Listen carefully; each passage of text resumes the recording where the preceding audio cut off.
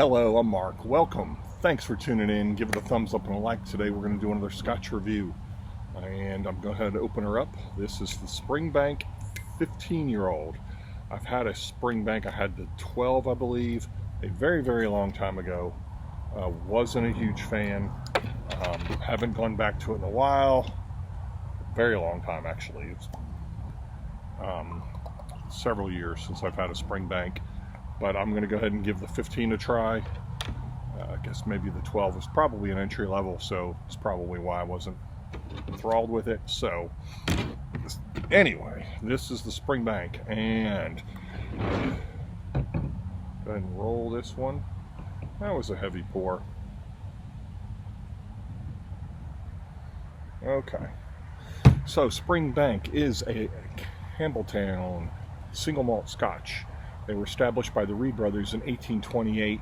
Then, of course, like many distilleries, closed during Prohibition from 1926 and 1936. Reed brothers sold the distillery in 1937 to John and William Mitchell, and it's still been in the family ever since. Yeah, so it's been since like 1837. It's been in the Mitchell family, and it was dissolved in 1872 when the partnership between the Mitchell brothers,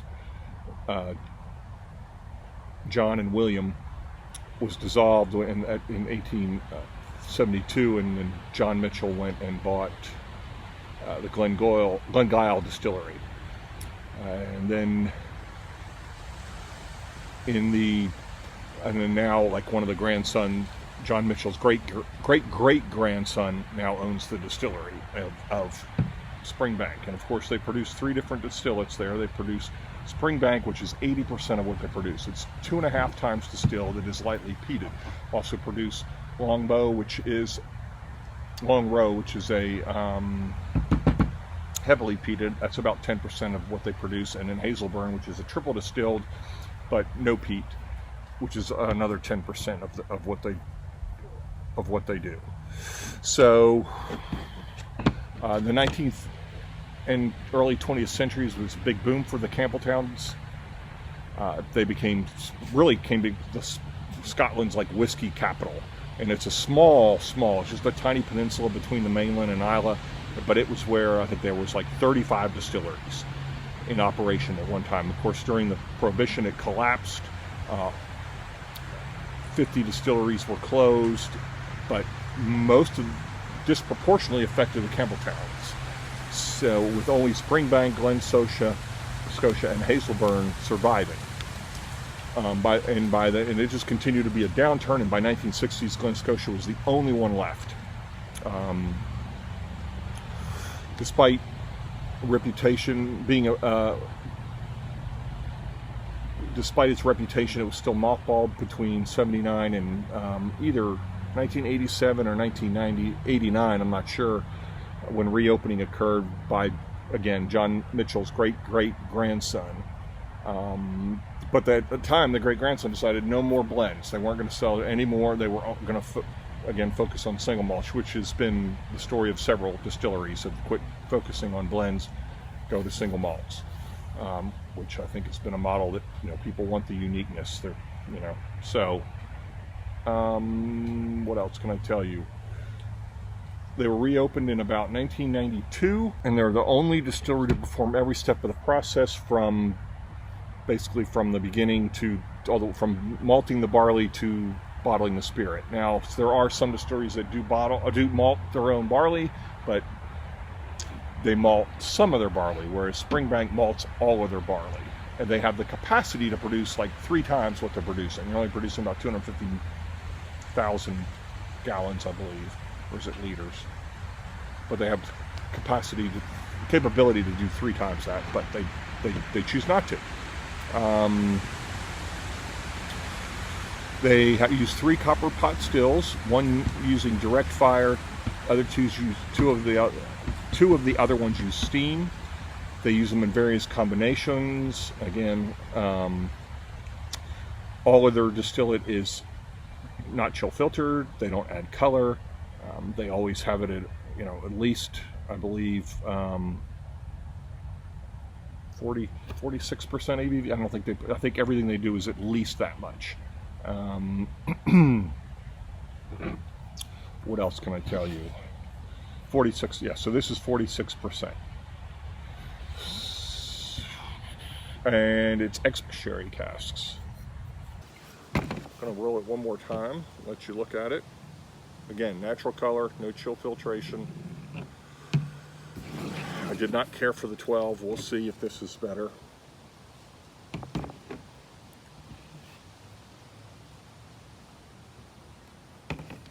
Okay.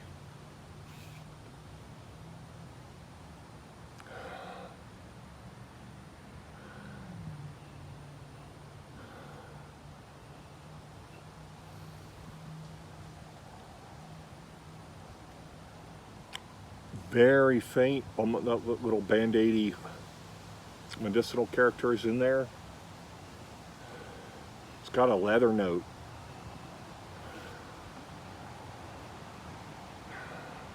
Very, very little smoke in there.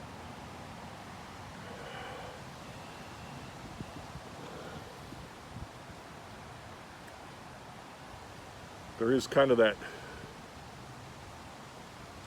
there's definitely a heavy fruit in there. Apples, pears,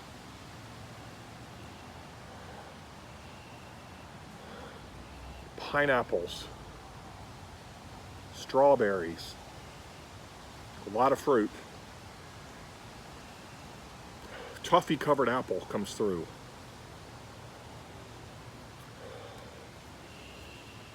Okay, if you didn't tell me this was peated, I don't get it. I don't get the peat at all. I do get that little bit of medicinal, but that's way in the back. I get more sugar and creams and, you know, the leather toffee covered. Yeah.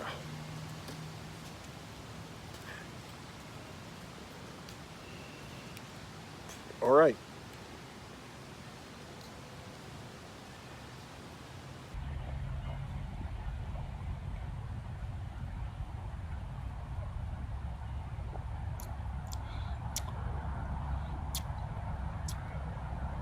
Okay, oaky, sweet. The smoke is faint. This would be a good transition for somebody who's trying to get into peated Scotch. It's not, the peat and the smoke is not. Okay, well, you can't taste peat. You can taste the smoke. Peat doesn't taste, it's just more of an earthy tone, but the smoke is very faint, very sweet.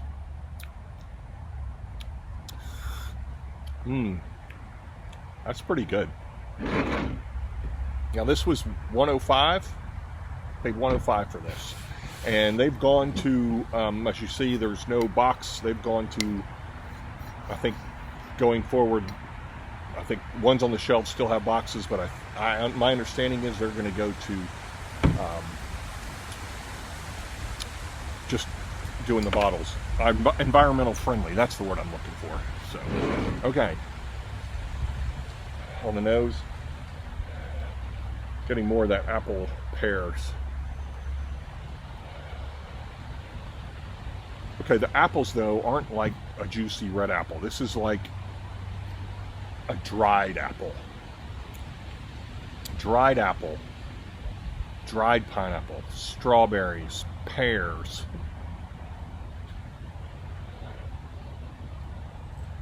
Sweet leather toffee. Yeah.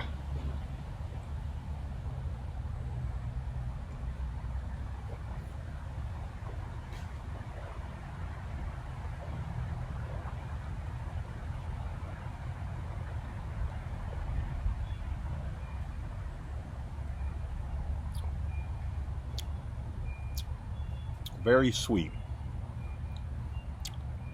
Get some pepper. Getting some of the, like, grilled green peppers is what that reminds me of.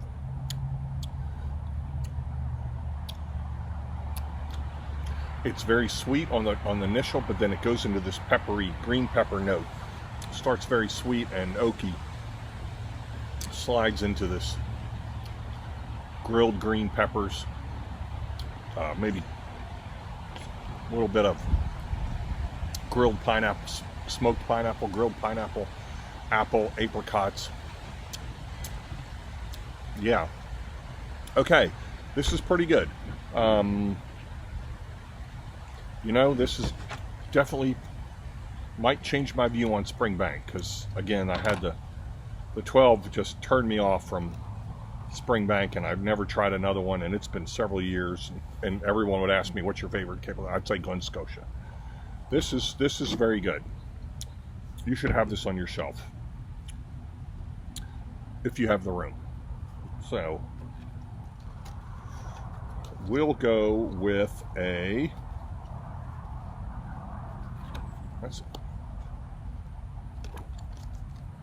we'll go with 7. See you next time.